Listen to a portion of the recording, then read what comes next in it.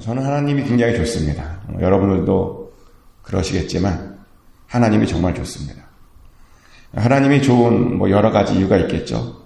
근데 하나님이 좋은 그 중에 하나는 뭐냐면 우리 하나님은 신실하신 분이시다라는 것입니다. 한마디로 우리 하나님은 약속을 굉장히 잘 지키시는 그런 분이시다는 겁니다. 정말 그렇습니다. 우리 하나님은 한 번 약속한 것들은 반드시 지키십니다. 심지어 그것이 자기의 아들을 내어주는 것일지라도 우리 하나님께서는 약속하신 것은 반드시 지켜주십니다.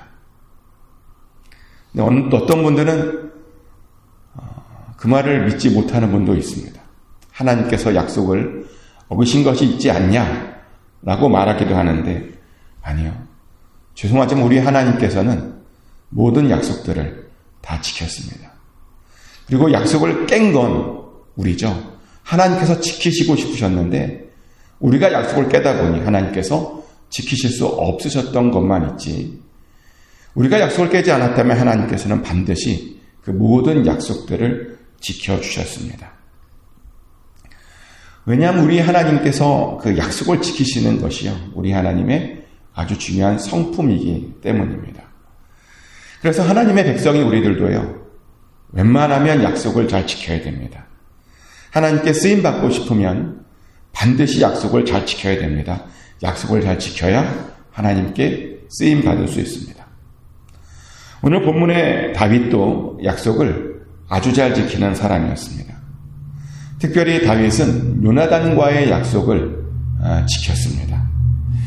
다윗이 요나단과 한 약속이 있었죠. 사무엘상 20장에 보면 요나단이 다윗에게 이런 부탁을 합니다. 사무엘상 20장 15절 말씀인데요.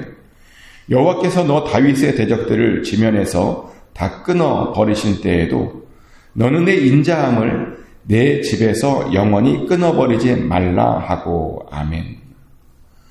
다윗의 인자함이 요나단의 집에서 영원히 끊어버리지 않게 되었으면 좋겠다라고 요나단이 부탁을 했습니다. 그래서 다윗이 그러겠노라고 약속을 하죠. 그래서 다윗은 다윗의 인자함을 계속 요나단의 집에게 베풀어줄 의무가 생긴 겁니다. 그러다 보니 다윗은요, 요나단의 가족들을 계속 찾아다녔죠. 그리고 다행히 요나단의 아들 무비보셋이 살아남아 있었습니다. 그 이야기가 정말 뜬금없이 사무엘상 4장에 나오는데 사무엘상 4장 4절에 보면 이런 말씀이 있습니다. 사울의 아들 요나단에게 다리 저는 아들 하나가 있었으니 이름은 무비보셋이라 전에 사울과 요나단이 죽은 소식이 이스라엘에게 올 때 그의 나이가 5살이었는데 그 유모가 안고 도망할 때 급히 도망하다가 아이가 떨어져 절게 되었더라. 아멘. 이런 말씀이 있습니다. 무비보셋이 어떻게 다리를 절게 되었는지에 대한 그런 말씀이죠. 근데 이 말씀에 따르면 처음부터 다리를 절었던 건 아니고 그가 5살 때 그 사울과 요나단이 전장에서 죽었다라고 하는 소식이 들리자 유모가 그를 안고 급히 뛰다가 넘어져서 떨궈지는 바람에 그가 다리를 절게 되었다고 되어 있죠. 아마도 사울 왕과 요나단이 죽을 때 사울 왕궁에 누군가 반역을 한 일이 있었던 것 같습니다. 그래서 사울 왕의 가족들을 누군가가 다 죽였던 것이죠. 근데 그런 상황에서도 정말 다행히 유모가 그 5살 된 아이를 안고 뛰었습니다. 그리고 그 덕분에 비록 다리는 절게 되었지만 그가 유모의 손에서 목숨을 건졌죠. 그런 이야기가 사무엘하 4장 4절에 나옵니다. 근데 4장 4절을 찾아서 읽어보시면 아시겠지만 이 4장 4절에는 좀 이상한 부분이 있습니다. 왜냐하면 이 무비보셋의 이야기가요. 정말 4장에 뜬금없이 이렇게 한 절만 달랑 들어가 있기 때문입니다. 그 앞뒤로 무비보셋의 이야기가 나오지 않습니다. 어떤 이야기가 나오냐면요. 그 4장 4절 이전에는 이스라엘의 왕인 이스보셋이 마음이 좀 안 좋아졌다. 이런 이야기가 나오고요. 4장 4절 이후에는 어떤 이야기가 나오냐면 그 이스보셋이 누군가의 손에 죽은 이야기가 나옵니다. 그러니까 원래 그 4장에는요, 이스보셋의 이야기만 원래는 쭉 나왔어야 된다는 겁니다. 근데 갑자기 이스보셋의 이야기를 쭉 하다가 정말 뜬금없이 4절에 무비보셋의 이야기가 정말 갑자기 튀어나옵니다. 이상한 일이죠. 무비보셋의 이야기가 나올 때가 아닌데 갑자기 4장 4절에 갑자기 튀어나왔다니까요. 왜 이 이야기를 9장에 넣어도 되는데 왜 이 사무엘하를 쓴 사람은 4장 4절에 갑자기 무비보셋의 이야기를 집어넣었던 것일까요? 여기에 대한 여러 이야기가 있더라고요. 그 중에 어떤 이야기가 있냐면 이 4장 4절은 9장에 나오는 이야기의 복선이다라고 말을 합니다. 그러며 이스보셋이 죽지만 그럼에도 불구하고 그 사울의 자손들이 완전히 죽은 것이 아니라 무비보셋이 살아있다라고 하는 것을 보여주는 그런 장면이다라고 이야기합니다. 근데 그런 것 같습니다. 생각해 보세요. 만약 무비보셋까지 없는데 이스보셋이 죽는다? 그러면 정말 사울의 자손들은 왕이 되었다라고 하는 이유만으로 왕의 후손이라고 하는 이유만으로 그냥 다 죽은 겁니다. 기껏 왕이 되었는데 뭘 잘못했다고 그의 후손들이 완전히 다 사라지는 겁니다. 이스보셋이 죽는다면요. 무비보셋이 없이. 근데 지금 하나님께서는 뭘 보여주은 거냐면 이스보셋이 죽더라도 사울의 후손이 완전히 죽은 것은 아니다라고 하는 것을 무비보셋을 통해서 보여준 겁니다. 하나님께서 그런 잔인한 심판을 하지 않으신다는 겁니다. 그래서 그것을 위해서 4장 4절에 9장을 위한 복선으로 그 무비보셋 이야기를 집어넣어둔 것이죠.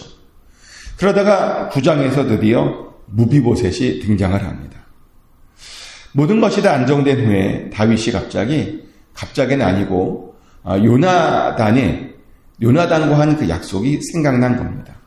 그래서 이제 왕이 된 후에 요나단의 후손을 찾아보기로 하죠. 어떤 사람은 다윗이 너무 늦게 요나단의 후손을 찾은 건 아니냐라고 말하기도 하는데요. 아닙니다. 그때가 늦은 것이 아닙니다. 사실 그 전에는요, 그 약속을 지키고 싶었더라도 지킬 수가 없었습니다.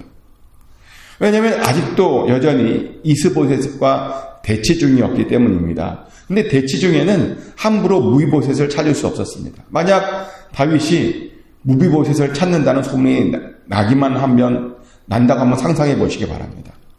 그럼 어떻게 될까요?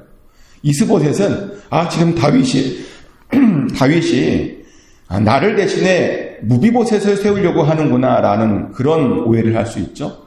그래서 그 무비보셋을 찾아서 이스보셋이 죽일 수도 있는 상황이었습니다.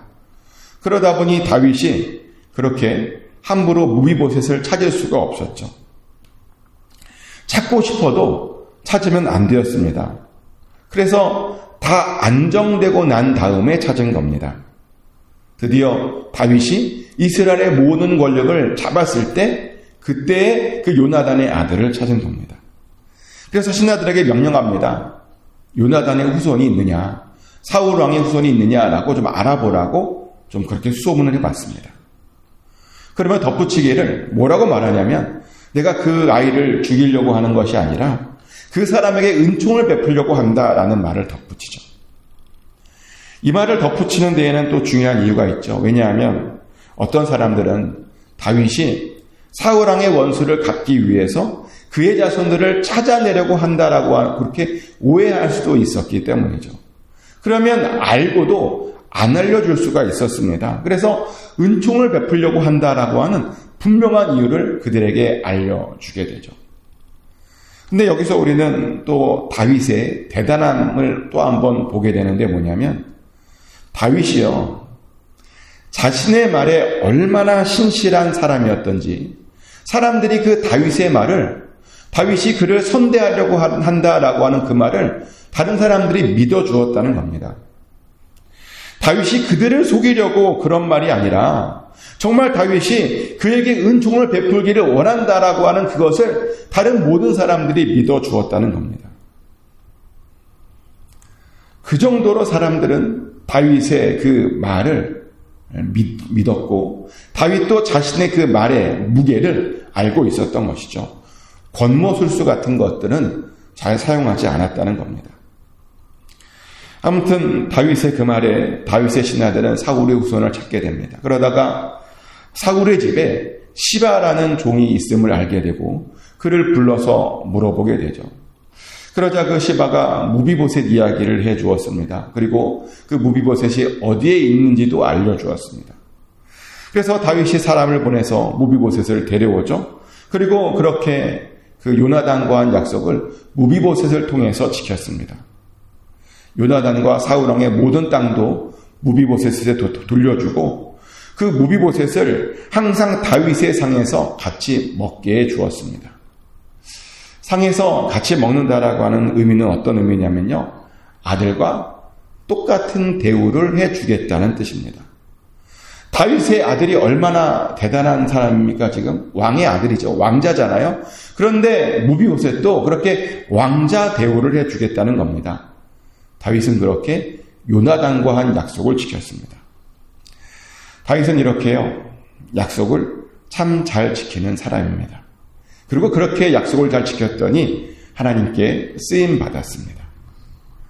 하지만 어떤 사람들을 보면 약속을 잘 지키지 않습니다. 심지어 어떤 사람들은 이런 말까지 합니다. 약속은 깨기 위해 있는 것이 아니냐라는 말까지 합니다. 근데 정말 약속이 깨기 위해 있는 거라고 생각하십니까? 정말 말도 안 되는 이야기입니다. 약속은 깨기 위해 있는 것이 아니라 지키기 위해 있는 것입니다. 그리고 약속을 지키는 것은 상대방에 대한 기본 예의죠.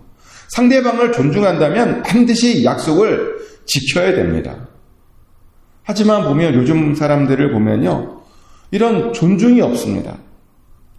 사정이 있으면 약속을 취소해도 된다라고 생각을 합니다. 요즘 사람들이 그런 생각을 갖고 있는 사람들이 많더라고요. 며칠 전에도 집 문제로 어떤 분과 좀 약속을 했었습니다. 무려 이 약속은 3주 전에 잡은 약속이었는데요. 그래서 그분이 오면 3주 만에 오는 거니까 그분이 빨리빨리 일을 할 수 있도록 좀 여러 가지 것들을 준비해 놓았습니다.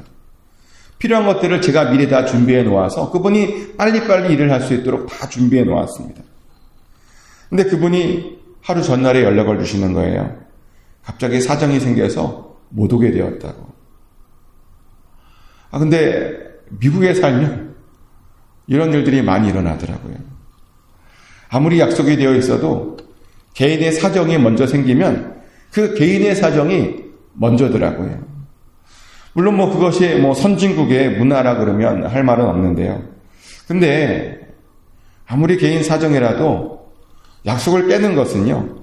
다른 사람들의 귀중한 시간을 사실은 뺏는 겁니다. 왜냐하면 그 사람도 그 약속을 지키기 위해서 그 시간을 비워둔 거잖아요.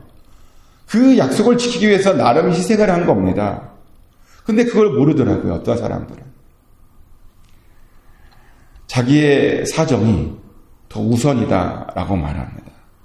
근데 그건 아니죠. 우리는 가급적이면 우리가 한 약속은 지키려고 애써야 됩니다. 그리고 그 약속을 잊어버리지 않기 위해서요. 정말 노력해야 됩니다. 어떤 분은 그래요. 자기가 너무 지키고 싶었는데 자기가 요즘 자꾸만 깜빡깜빡한다고. 정말 많은 분들이 그런 말을 하고 20, 30대는 안 그랬대요. 근데 50, 60, 70이 되니까 왜 이렇게 자꾸만 잊어버리는지 모르겠대요. 들었을 때 바로 적어두면 상관없는데 우리가 그럴 수 없잖아요. 듣고 나중에 적을 때가 있는데 그 듣고 또 나중에 적지 못해서 자꾸만 잊어버린답니다. 그래서 자꾸만 누가 말해주지 않으면 약속을 잘 지킬 수 없답니다. 그건 이해가 돼요. 나이를 먹으면 그럴 수도 있죠. 근데 그러니까 우리는 잊지 않도록 우리가 최선을 다해야 된다는 겁니다. 그리고 어떻게 하면 잊어버리지 않을까? 어떻게 하면 약속을 잘 지킬 수 있을까? 나름 그 방법을 찾아야 된다는 겁니다. 사실 그렇게만 해도 우리가 하나님의 백성으로서 꽤 잘 살 수 있습니다. 하나님처럼 어떻게든 약속을 지키려고만 하기만 해도요, 사람들이 우리들을 하나님의 백성으로 인정해 준다는 겁니다. 그래서 우리는 정말 약속들을 잘 지켜야 됩니다. 다윗은 그랬습니다. 요나단과 한 약속, 문서로 남긴 것도 아니에요. 말로 주고받은 겁니다. 그런데 그 약속을 잘 지켰습니다. 역시 다윗은 하나님의 사람이었습니다. 그런데 우리는 그렇게 약속을 지키는 과정 가운데 다윗이 시바라는 사람을 사용하는 것을 또 보게 됩니다. 다윗이 시바에게 그의 집안은 앞으로 무비보셋을 위해 살도록 명령을 합니다. 시바의 집안은 앞으로 무비보셋의 땅을 갈고 거두랍니다. 그리고 그 무비보셋에게 먹을 그 양식을 대어주랍니다. 자, 갑자기 시바가 다윗에게 어떤 명령을 받은 겁니다. 이 명령은 축복이었을까요? 저주였을까요? 이 시바는 그 명령을 기쁘게 받았을까요? 아니면 기쁘지 않게 받았을까요?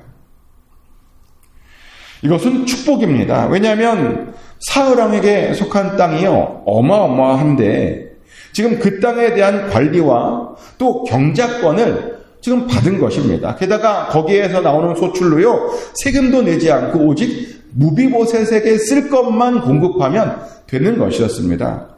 그 말은요, 그 남은 것으로 자기의 가족들도 풍족하게 먹고 쓸 수 있게 되었다라고 하는 뜻입니다.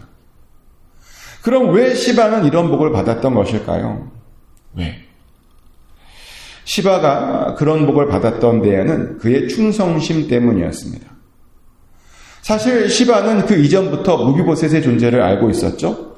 그리고 그를 끝까지 잘 숨겨주었습니다. 그러다가 다윗이 무비보셋에게 은총을 베풀려고 한다고 하자 그제서야 그 무비보셋을 다윗 왕에게 알려주었던 겁니다. 그랬더니 그의 충성심을 다윗에게 인정받은 것이죠. 그리고 그랬더니 그런 복을 받은 겁니다. 그런데요, 이렇게 충성하면 복을 받게 됩니다. 그래서 우리도 역시 하나님께 충성해야 됩니다. 근데 충성할 때 되게 중요한 주의할 점이 있는데요. 뭐냐면 절대로 충성은 사람에게 해서는 안 된다는 겁니다. 어떤 단체에게 하면 안 된다는 겁니다. 충성은 오직 하나님께 대해서만 해야 합니다. 제가 왜 이것을 강조하냐면 요즘 분들을 보면, 가만히 보면 목사님에게 충성하는 것을 하나님에게 충성하는 것으로 오해하는 분들이 있습니다. 교회에게 충성하는 것을 하나님에게 충성하는 것이라고 오해합니다. 근데 아닙니다. 충성은 하나님에게만 하는 겁니다. 우리가 그래야 하나님께 인정받을 수 있는 겁니다. 오늘 본문의 시바도 하나님께 충성을 한 겁니다. 사울왕이나 무비보셋 같은 사람이 아니라요, 어떤 이스라엘 그런 모임들이 아니라 그를 사울의 집의 종으로 불러주시고 계속 그렇게 살게 하신 하나님 한 분에게 충성을 한 겁니다. 그리고 그랬더니 그 충성을 인정받은 것이죠. 그래서 우리는 항상 충성을 다하긴 해야 되는데 우리의 충성의 대상이 어디인가, 그것을 잘 보고 해야 합니다.